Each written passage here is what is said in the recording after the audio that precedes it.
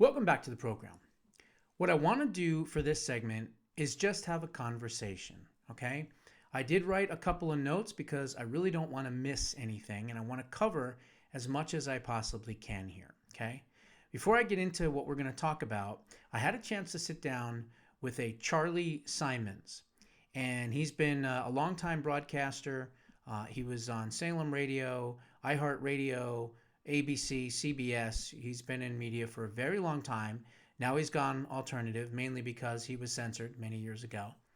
And we had a wonderful interview. This is somebody that has interviewed people like Eric Trump, Kash Patel, Harmeet Dillon, Devin Nunes, so on and so forth. So some pretty big names.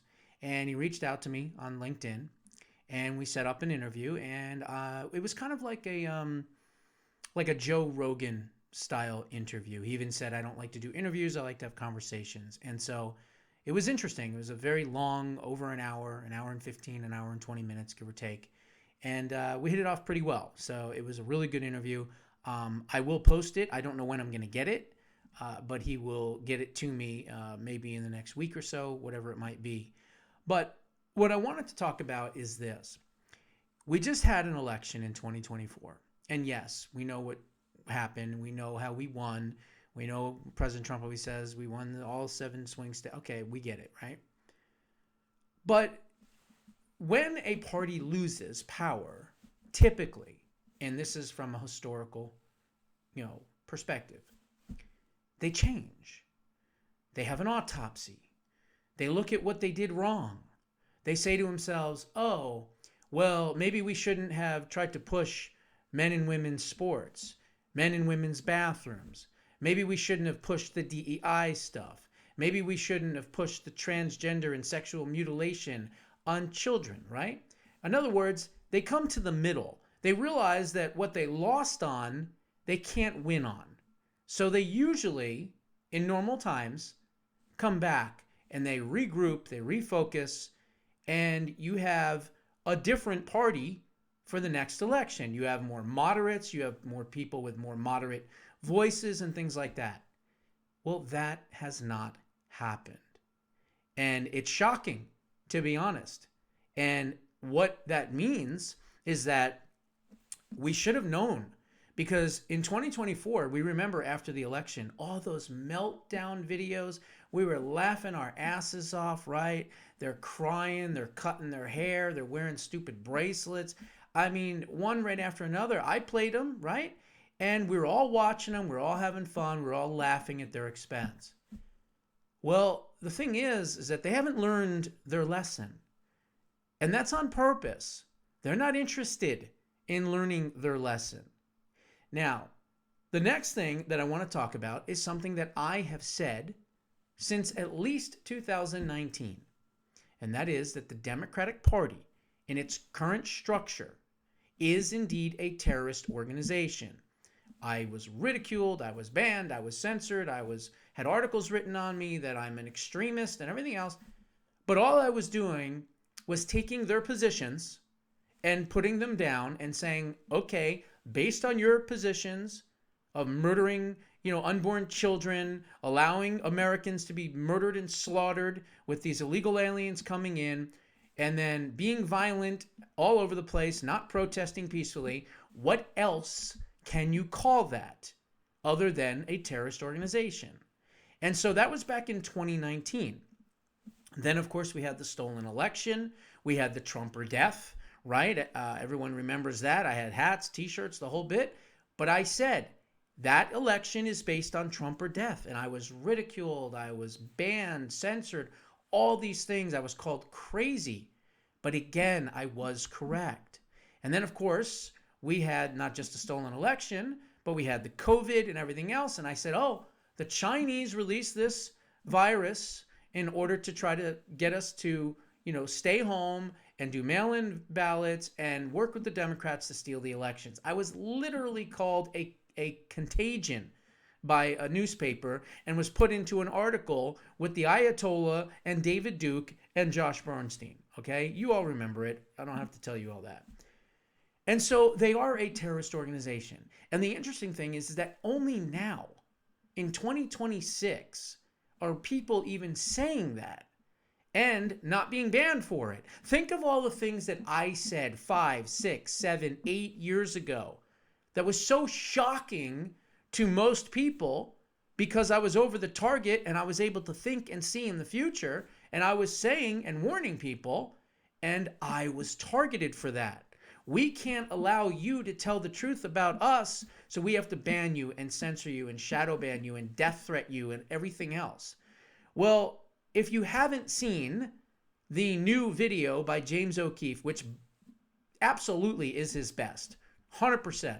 I mean, the meltdown from the Pfizer guy was a close second, but this one, wow. I mean, he puts his life in danger. He had things thrown at him. They were chasing him. They were doxing his vehicle. I mean, this is some serious, serious stuff. And it's about a 24, 25-minute video. It's going to be segment 2. So you're going to be able to see it. You don't have to worry about it. And I'll make sure that it's not behind a paywall so anyone can watch it. But these Democrats are not Democrats. They are not just agitators. They are revolutionary communists, okay? No different than you would find in Cuba or in Venezuela or anywhere else. And that's why the thumbnail of this show has a picture of ISIS, the Taliban, Hezbollah, okay? And I'm literally saying that the, quote, American Democratic Communist Party of today, there is no difference anymore. Why do I say that? Well, it's pretty simple. Because this, quote, Democratic Communist Party is very similar to radical Islam. Let me explain. We all remember the Reykjavik Accords in Iceland. And that was when Reagan and Gorbachev met and they talked about their nuclear programs and everything else. Well, they came to an agreement.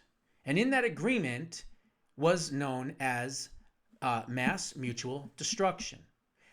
I kill you, you kill me, I bomb you, you bomb me, nobody lives, right? So when you're fighting an enemy that wants to live just as much as you do, there's a way to create peace. So they obviously got together and they said, okay, this is something that we understand. Everyone dies, so no one wins. Let's figure out a way to make peace. And then that's basically what happened. And then, of course, Reagan goes to Berlin, tear down this wall, Mr. Gorbachev. The rest is history. The Cold War simmers out, right? So that's history. We know that.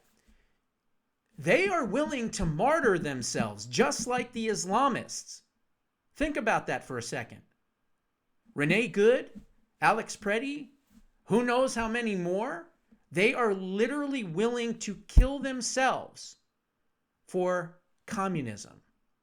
This is not the Democratic Party anymore, okay? This is the Democratic Socialists of America.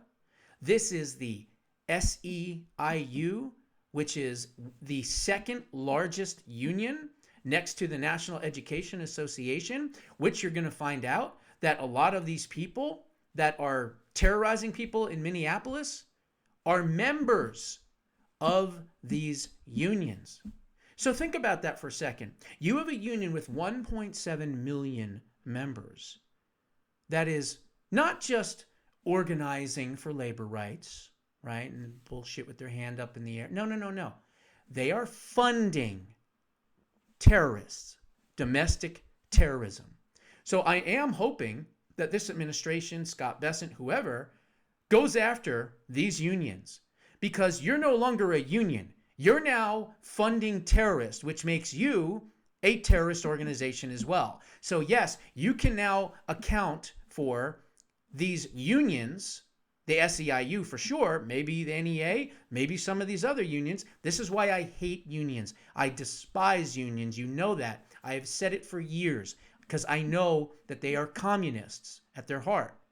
And so we now have a situation where we actually have members of the SEIU union doing domestic terrorism on our streets. So you're no longer just a union member now. Now you're a domestic terrorist. And the people that are funding you, that are supposed to be for, quote, workers' rights and peaceful organizations and organizing, Sorry, these organizations all have to be destroyed, every single one of them. And there are who knows how many, hundreds, thousands of them. Hell, 140 of them alone are under the umbrella of the Open Society Institute, which I have exposed years ago. I can't name them all. MoveOn.org, Act Blue, People for the Un-American Way, Right Wing Watch, American Century Bridge. There's a whole bunch of them, okay? A whole bunch of them. Maybe I'll drop that video again from 2018 that literally I go through and name every single one of the organizations that are, quote, umbrella underneath George Soros's Open Society Institute. But I want to explain that these folks are no longer interested in dialogue, clearly. Just see Charlie Kirk for that. They are no longer interested in giving up their power, which they tried to make permanent by allowing 25, 30, 35, 40 million illegals into the country, right?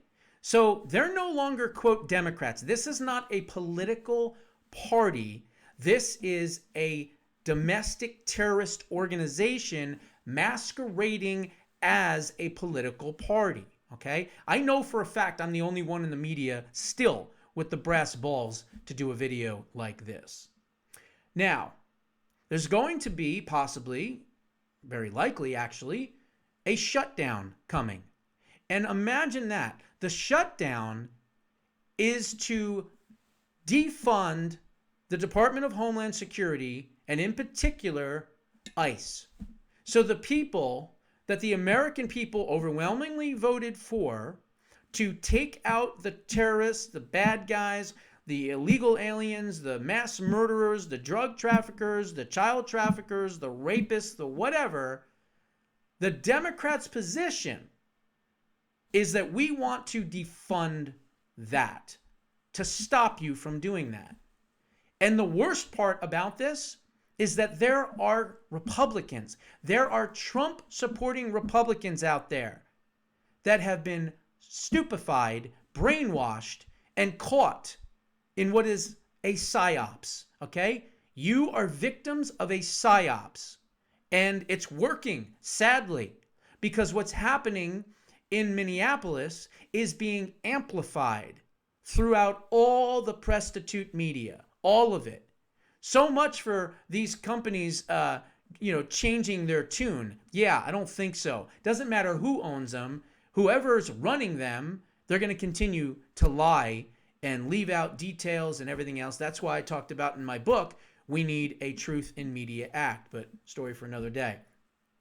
So how do we avoid this potential government shutdown? Well, I kind of talked a little bit about it with Dan on the Rage of Aquarius show, and I might have even kind of, talked briefly about it on Jason Alborn and J&J News show as well. Remember that the one big beautiful bill could never get 60 votes. It was impossible. But it was a policy bill. And at the time, you may remember, and I will admit it, I was saying, hey, why don't we break this thing up into little tiny bills and get them passed that way? I was wrong.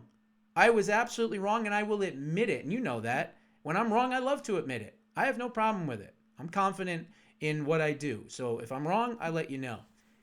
And President Trump was right.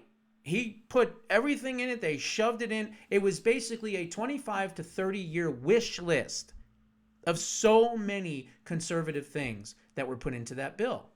And it passed. How did it pass? It passed through budget reconciliation. And technically, from what I understood, you weren't allowed to do that. Well, apparently you are allowed to do that.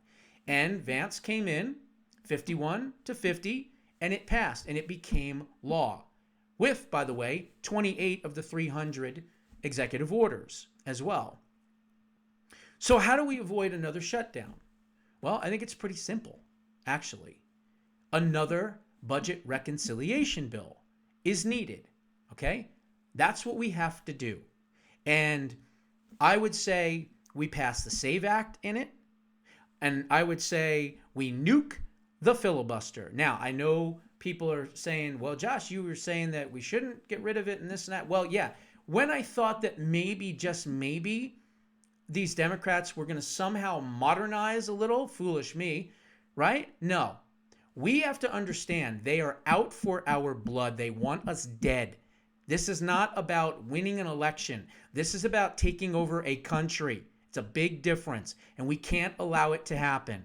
So yes, I am now fully 100% on board with getting rid of the filibuster and just shoving all the election integrity we can down their fucking throat as hard and as fast as humanly possible. Because I'm telling you right now, if we don't do it, they're going to pass H.R. 1, which will take away the state's ability to control and oversee elections. They will federalize our elections, okay? They will also pass the Safety Act, which is an ill-named act, which has nothing to do with safety and government intrusion. They will probably make Puerto Rico, D.C., who knows, maybe the Mariana Islands, I don't know, American Samoa. Who knows what these idiots are capable of doing, making all these new states with all these new senators and all these new congressmen. Maybe even Greenland for all we know, okay? And so they're not interested in working in a, quote, bipartisan way. Like I've told you before, bipartisan means you sign on to leftist legislation, you leave your conservative ideas at the door. That's what it means today. It doesn't mean that they roll up their sleeves and work for the American people. That's bullshit, okay? It doesn't exist anymore. And I've even talked about that for the last 4 or 5 years.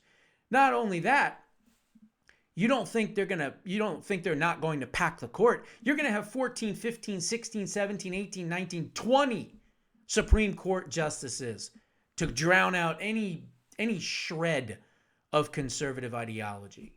So yes, I'm doing what I did in 2020 when I talked about Trump or death. I see things. I can blueprint what they're planning on doing. I know their playbook better than they know their own playbook. I have studied this for years.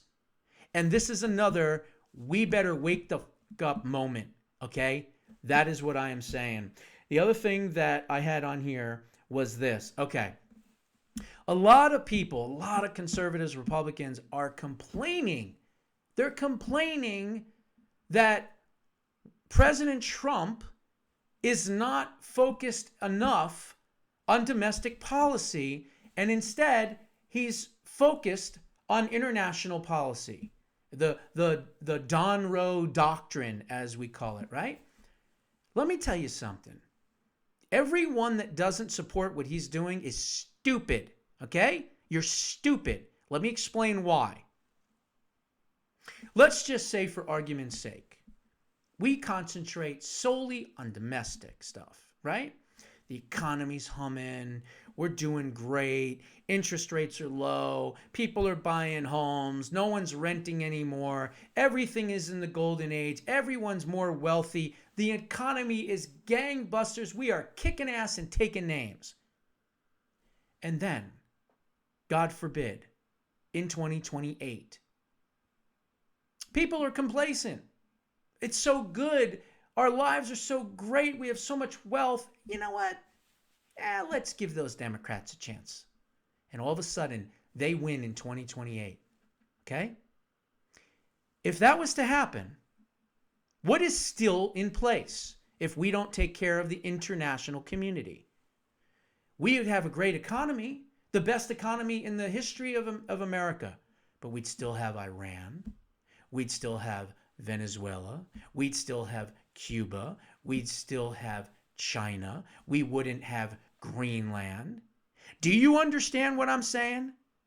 I would rather wipe out Iran, regime change there.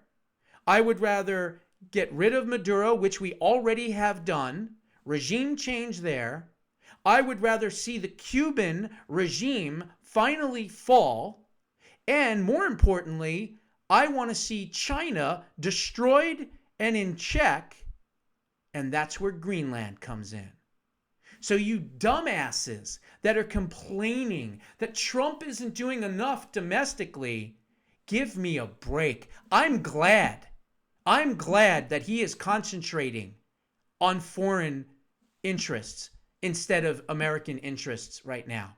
Because once the economy does come back and we're doing good and we're doing gangbusters and everything's great, guess what?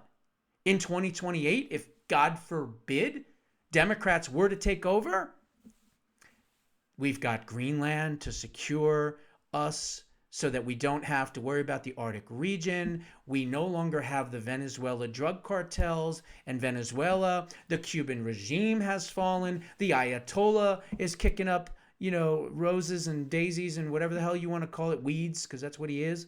And the people are free and the economy was good. So if the Democrats ever do get back in power in the future, wouldn't you want to mitigate all of those risks on the global geopolitical stage? I certainly would. You got to think like that. President Trump knows what he is doing. He is a visionary. And thank God he is a visionary, because he understands that in order to keep America safe here at home and domestically, and to make sure that domestically we are doing fantastic on a continuous basis, we have to mitigate the threats around the world. And that is exactly what the Don Rowe doctrine is. And thank God it is. Thank God it is. Now, I had, I think, one more thing on here. If we lose power in 2028, these people are not going to want to ever give back their power again. So we have to understand that we're not dealing with, quote, Democrats anymore. We are dealing with communist revolutionaries that want to destroy America, turn it into a third world shithole. They want it to be completely run by the globalists. They don't want us to have any rights. They are interested in communism. They hate capitalism. Can you imagine that? In this day and age, they hate capitalism. And this is scary. And all you have to do is look at New York and Mondani and look at these people in Minneapolis and how they are orchestrating everything. You know that DMV is involved. How are they running plates? You don't think they just figured that out on their own? No, they have people inside the government that are running plates for them. This goes directly to Tampon Tiananmen Square Timmy Walls and Jacob Fry, that loser, and Keith Ellison, that jihadist attorney general. And then it trickles down from there.